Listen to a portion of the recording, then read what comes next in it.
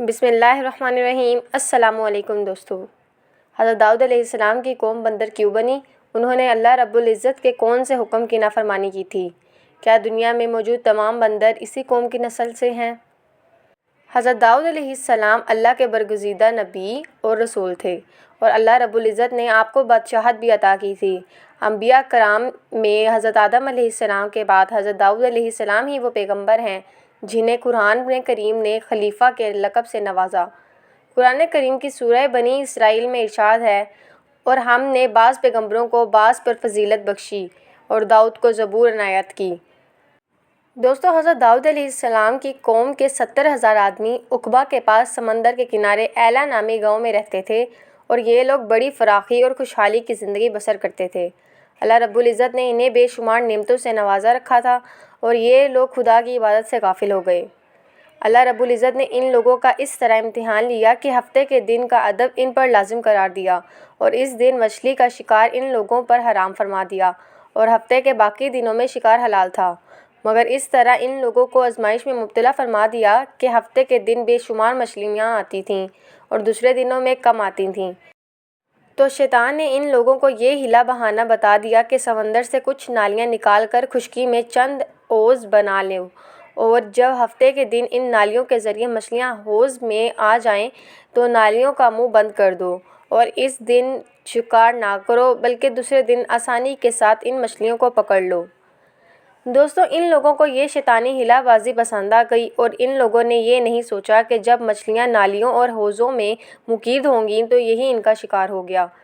تو ہفتے ہی کے دن شکار کرنا پایا گیا جو ان لوگوں کے لیے حرام تھا۔ اس موقع پر ان یہودیوں کے 3 گروہ ہو گئے۔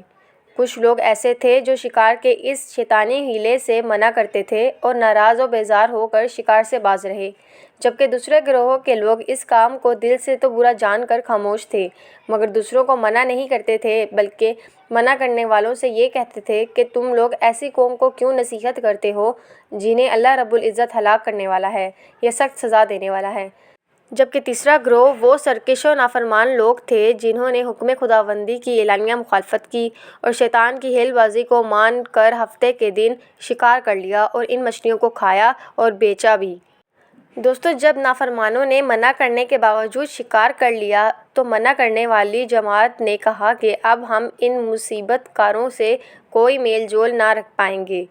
چنانچہ ان لوگوں نے گاؤں کو تقسیم کر کے درمیان میں ایک دیوار بنا لی اور آمد و رفت کا ایک الگ دروازہ بنا لیا۔ حضرت داؤد علیہ السلام نے غضبناک ہو کر شکار کرنے والوں پر لعنت فرما دی۔ اس کا اثر یہ ہوا کہ ایک دن خطا کاروں میں سے کوئی بھی باہر نہیں نکلا تو انہیں دیکھنے کے لیے کچھ لوگ دیوار پر چڑھ گئے تو کیا دیکھا کہ وہ سب کے سب بندروں کی صورت میں مسخ ہو گئے ہیں۔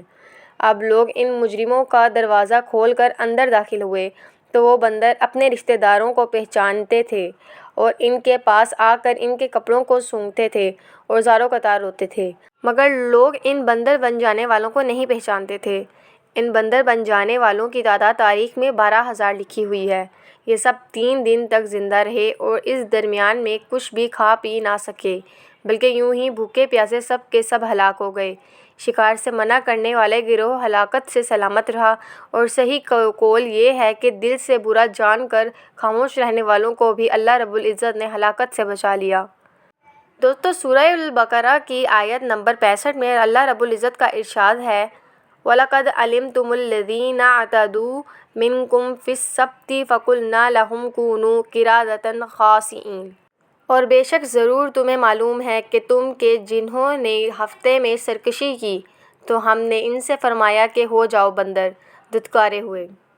دوستو، یہ مفصل واقعہ سورہ الاعراف میں موجود ہے، جس سے معلوم ہوتا ہے کہ شیطانی ہیلا بازیوں میں پڑ کر اللہ جل شانہ کے احکامات کی نافرمانیوں کا انجام کتنا برا اور کس قدر خطرناک ہوتا ہے، اور خدا کے نبی جن بد نصیبوں پر لعنت فرما دے وہ کیسے ہولناک عذاب الہی میں گرفتار ہو کر دنیا سے نیست و نابود ہو کر عذاب ناز میں گرفتار ہو جاتے ہیں اور دونوں جہاں میں ذلیل و خوار ہو جاتے ہیں۔ دوستو، اصحاب ایل کے اس دل دہلا دینے والے واقعے میں ہر مسلمان کے لیے بہت بڑی عبرتوں اور نصیحتوں کا سامان ہے۔ کاش اس واقعے سے مسلمانوں کے قلوب میں خوف خداوندی کی لہر پیدا ہو جائے اور وہ اللہ کے اور اس کے رسول کی نافرمانیوں کی پگڈنڈیوں میں بھٹکنے سے منہ موڑ کر صراط مستقیم کی شاہراہ پر چل پڑیں اور دونوں جہانوں کی سربلندیوں سے سرفراز ہو کر اعزاز و اکرام کی سلطنت کے تاجدار بن جائیں۔